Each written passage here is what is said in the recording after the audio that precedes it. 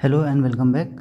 आज हम लोग सिंक्रोनस मशीन के फेज़र डायग्राम पर फोकस करेंगे। तो सिंक्रोनस मशीन में जैसे अभी तक हमने पढ़ा है कि एक आर्मेचर होता है, आर्मेचर वाइंडिंग जो स्टेटर में इन हाउस की जाती है, जिसे स्टेटर में लगाया जाता है, और एक होती है हमारी फील्ड वाइंडिंग जिसे हम रोटर में लगाते हैं। तो ये हमारा हो गया रोटर, ठीक है, और ये हमारा हो गया स्टेटर। तो जब रोटर और स्टेटर की हम बात करते हैं तो रोटर में जो हमारी फील्ड वाइंडिंग होती है वो फील्ड वाइंडिंग एक डीसी सर्किट से, डीसी सोर्स से एक्साइटेड होती है। तो जैसे ये अगर दो डीसी हमने टर्मिनल्स ले रखे हैं, पॉजिटिव नेगेटिव, तो इसकी वजह से होने वाला या उत्पन्न होने वाला मैग्नेटिक फील्ड कांस्टेंट होगा क्योंकि ये डीसी है। तो एक नॉर्थ पोल यहाँ पर डेवलप होता है और एक साउथ पोल यहाँ पर डेवलप होता है। तो ये अभी हमने कांस्टेंट ये डेवलप हो गया। अब क्योंकि अभी हम जनरेटर की बात करेंगे तो जनरेटर में हम रोटर को एक्सटर्नली किसी प्राइम मूवर की हेल्प से रोटेट करते हैं। तो इस डायग्राम में हमने ये माना है कि रोटर की डायरेक्शन क्या है, एंटी क्लॉकवाइज है, वो एंटी क्लॉकवाइज रोटेट कर रहा है। तो जब रोटर एंटी क्लॉकवाइज रोटेट करेगा तो उसकी फील्ड भी एंटी क्लॉकवाइज रोटेट करेगी।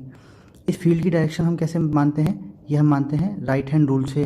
राइट हैंड रूल अगर आपको पता हो तो उससे हम इसकी डायरेक्शन निकालते हैं।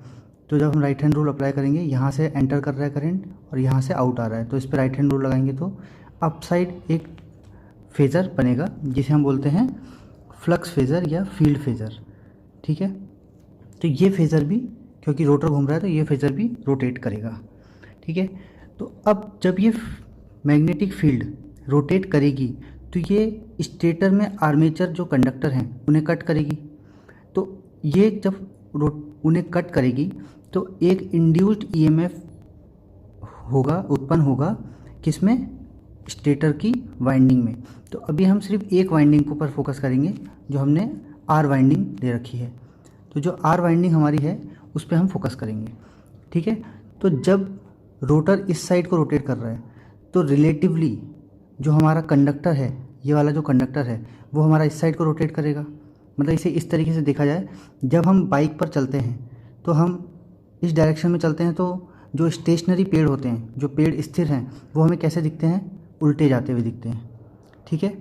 तो इस तरीके से जो कंडक्टर की डायरेक्शन है वो किस साइड होगी, कंडक्टर की डायरेक्शन इस साइड होगी अगर हम यहाँ से बैठकर इसे देखें तो, क्योंकि हम तो आगे जा रहे हैं, ठीक है।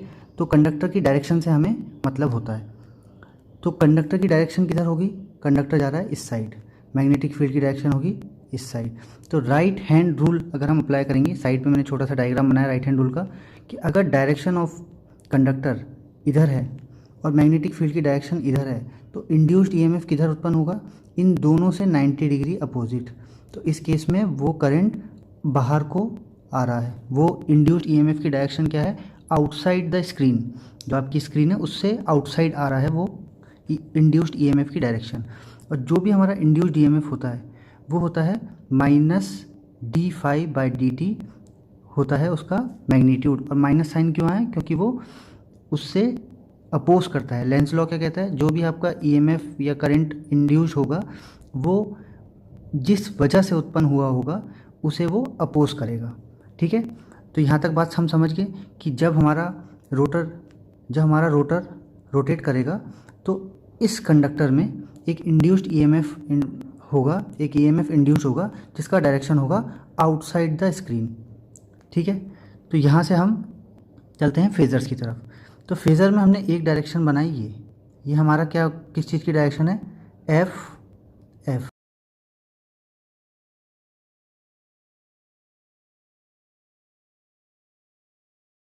ठीक है, फील्ड फेज़र। तो इससे 90 डिग्री लैगिंग पर हमारा इंड्यूस्ड ईएमएफ होता है, क्योंकि यहाँ पे डिफ्रेंशिएशन, यहाँ पर क्या हुआ है, डिफ्रेंशिएशन। तो डिफ्रेंशिएशन जब भी किसी कॉस या साइन का होता है तो 90 डिग्री डिले आता है इंड्यूस्ड ईएमएफ में, तो इसलिए हमने इसे 90 डिग्री पीछे बना दिया। तो अगर हम ऐसा माने कि कोई लोड नहीं है और जो ये हमारी सारी वाइंडिंग्स हैं, ये जो हमारी सारी वाइंडिंग्स हैं आर, वाई और बी, ठीक है, आर वाई बी, तो ये तीनों की तीनों अगर ओपन सर्किटेड हैं, मतलब कोई लोड नहीं लगा है, तो हमारा फेज़र क्या हो जाएगा, सिंपल एक एफ फेज़र बन जाएगा जो रोटेटिंग है, जो इस डायरेक्शन में रोटेट कर रहा है, और उसकी वजह से इंड्यूस्ड ईएमएफ जो कि उससे 90 डिग्री पीछे है। तो अब चलते हैं लोड की तरफ। मान लीजिए लोड अब आ गया, ठीक है। तो अगर लोड आ गया तो इस तरीके से लोड लगेगा कहीं, अभी हम सिंगल वाइंडिंग पर ही फोकस कर रहे हैं, तो इस तरीके से लोड लगेगा तो एक करंट भी उत्पन्न होने लग जाएगी। ये आउटसाइड यहाँ से जाएगा, इनसाइड यहाँ से आएगा, ठीक है, क्योंकि यहाँ पे क्या है, यहाँ पे इन जा रहा है, ईएमएफ भी और करंट भी। तो करंट तो लोड पे डिपेंड करता है कि वो लैगिंग है कि लीडिंग है। तो अभी हम चलते हैं, अभी हम मानते हैं कि करंट लैगिंग है, तो ये हमारा ई आर है, ठीक है। तो इससे हमने लैगिंग पर करंट बना दिया आई ए, तो ये करंट कौन सा हो गया, आई ए, ठीक है, ये जो करंट फ्लो कर रहा है, ठीक है। ऐसे ही तीनों फेज़ की वजह से अलग अलग करंट आ रहा होगा, तीनों फेज़ आर वाई बी की वजह से एक आई आर करंट होगा, एक आई वाई होगा, एक आई बी होगा, ठीक है। तो अभी हम पर फेस, अभी हम किस पे फोकस कर रहे हैं, पर फेस पर, ठीक है। तो ये करंट आ गया। अब क्योंकि आर वाइंडिंग में करंट फ्लो होने लग गया है, इस वाइंडिंग में करंट एक फ्लो होने लग गया है, इसे इस तरीके से लेंगे, अगर एक करंट फ्लो होने लग गया तो क्योंकि आर जो वाइंडिंग्स हैं वो एक कॉइल भी है, कॉइल मतलब कि वो एक तारों का एक गुच्छा है, तो उसकी वजह से एक उसका खुद का भी एमएमएफ क्रिएट होगा, उसका खुद का भी एक फ्लक्स क्रिएट होगा, तो वो फ्लक्स भी आई की डायरेक्शन में ही होता है, उसको हम बोलते हैं एफ आर्मेचर, ठीक है।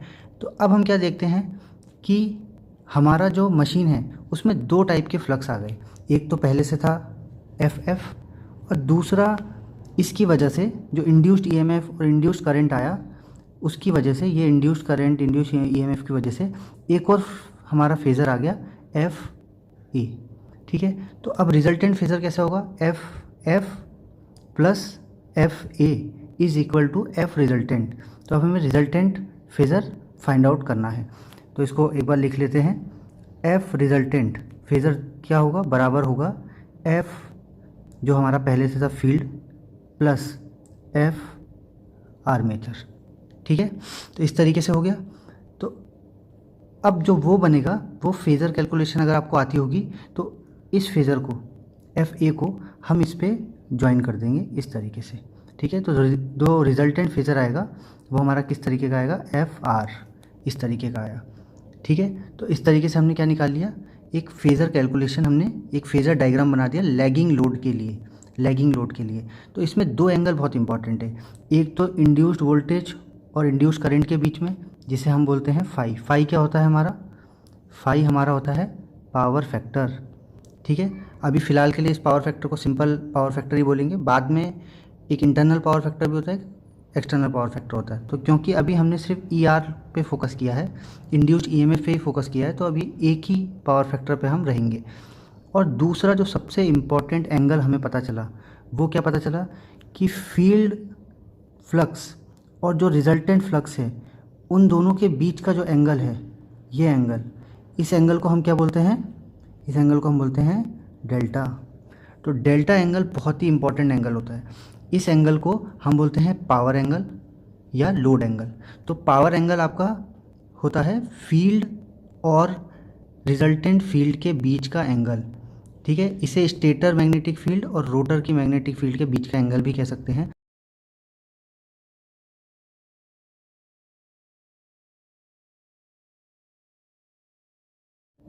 ये चेंज होता है आपका किसके साथ, लोड के साथ, लोड के साथ ये आपका चेंज होगा, ठीक है। तो यहाँ से हमें दो चीज़ें पता चली, एक तो फाई एंगल बहुत इंपॉर्टेंट है और एक हमारा डेल्टा एंगल बहुत इंपॉर्टेंट है। फाई के बारे में हम पहले से जानते थे कि ये तो होता है वोल्टेज और करंट के बीच का एंगल, जिसे हम कहते हैं पावर फैक्टर। और दूसरा एंगल हमारा कौन सा होता है, डेल्टा एंगल, इसे हम बोलते हैं लोड एंगल, या फिर इसे हम टॉर्क एंगल भी कहते हैं, पावर एंगल भी कहते हैं, ठीक है। तो अब चलते हैं, अगला एक और हमने डायग्राम रखा है, वो किस पे बेस्ड है, अगर मान लीजिए करंट लीडिंग हो, लैगिंग, अभी ये वाला हमने क्या बनाया था लैगिंग के लिए, लेकिन अगर करंट लीडिंग हो तो लीडिंग के लिए कैसा बनेगा, इस तरीके से। अब लीडिंग पे चलते हैं, तो लीडिंग में एफ एफ की डायरेक्शन तो यही है, और ये रोटेट किधर को हो रहा है, अपोजिट डायरेक्शन में हो रहा है, मतलब एंटी क्लॉकवाइज हो रहा है, ठीक है। रोटर को हम कैसे, किसी टरबाइन की मदद से या किसी भी प्राइम मूवर की मदद से हम रोटर को घुमा रहे हैं, ठीक है। तो ये हो गया हमारा एफ एफ, ठीक है, ये हो गया एफ एफ। एफ एफ की वजह से क्या उत्पन्न हुआ, ई, ई हमारा क्या है, रोटे इंड्यूस्ड ईएमएफ है ई, ठीक है। तो अब हमने माना कि यार एक करंट भी अब आ गया है, ठीक है, क्योंकि ये क्या, ये तो लोड पे लगा है, ये तो लोड पे है। तो जो करंट हमारा आया वो करंट क्या है, अब लीडिंग है। तो लीडिंग है तो वोल्टेज से तो आगे जाएगा वो, ठीक है। ये आपका एंगल हो गया फाई, ठीक है। ये आपका लो वोल्टेज से लीड कर रहा है, ये आपका वोल्टेज से लीड कर रहा है, ठीक है। क्योंकि करंट आ गया और कॉइल पहले से, मतलब आर्मेचर की जो कॉइल है वो भी अपना एक फील्ड बनाएगी, तो उस फील्ड का हमने नाम दे दिया, क्या है वो, एफ आर्मेचर, ठीक है। वो करंट की ही डायरेक्शन में होगा, ठीक है।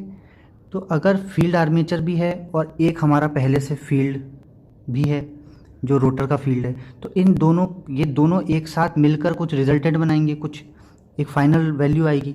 तो वो जो फाइनल वैल्यू है वो हमारी क्या होगी, F A plus F R. तो इसको उठा के इसको हम पिक करेंगे यहाँ से और यहाँ पर पुट कर देंगे, ठीक है। तो इसको हमने ऐसे लगाया और एक रिजल्टेंट बना दिया ये, ठीक है। इसे थोड़ा और अच्छे से बना के देखते हैं। एक हमारा हो गया एफ एफ, ठीक है, ये हमारा हो गया एफ आर, ये हो गया हमारा एफ आर्मेचर। और जो तीसरा हमारा इन दोनों को जोड़ के बनेगा वो बनेगा क्या, एफ रिजल्टेंट, ठीक है। तो एफ ए जो हमारा है वो कहाँ से आया, ये आया ये जो हमारा एफ ए था, ये ऑलरेडी हमारा एफ ए था, ठीक है। तो इसी को हमने पिक करके यहाँ रख दिया, ठीक है। तो यहाँ से हमें क्या पता चला कि लीडिंग केस में एफ आर की वैल्यू हमारी हो जाती है ज़्यादा, एफ आर की वैल्यू हो जाती है हमारी एफ एफ से ज़्यादा, ठीक है। तो ये हमारा जो डायग्राम बना, ये बना लीडिंग फेस के लिए, लीडिंग करंट के लिए, ठीक है। तो इन दो डायग्राम से हम क्या समझे कि एक तो हमारा हो गया लैगिंग का, ठीक, ये लैगिंग के लिए हो गया, और एक हमारा हो गया लीडिंग के लिए, ठीक है। तो ये दो हमने फेस बना के देख लिए, फेज़र डायग्राम बना के देख लिए। अब नेक्स्ट लेक्चर में हम लोग फेज़र डायग्राम बनाएंगे किसके लिए, ये तो जनरेटर के लिए हो गया, मोटर के लिए सेम टू सेम इसी तरीके से फेज़र डायग्राम बनेंगे, लेकिन बस उसमें सिर्फ एक चेंज होगा, वो होगा करंट का चेंज। और करंट को अपोजिट कर देंगे, क्योंकि मोटर करंट लेता है ना कि देता है, तो उसका डायरेक्शन अपोजिट हो जाएगा। तो इसे हम नेक्स्ट लेक्चर में फिर लीडिंग और लैगिंग के लिए हम मोटर के केस में बनाएंगे फेज़र डायग्राम, ठीक है। और उसके बाद हम इक्विवेलेंट सर्किट पे चलेंगे। तो आज के लिए इतना ही। Thank you very much and please share and subscribe the channel.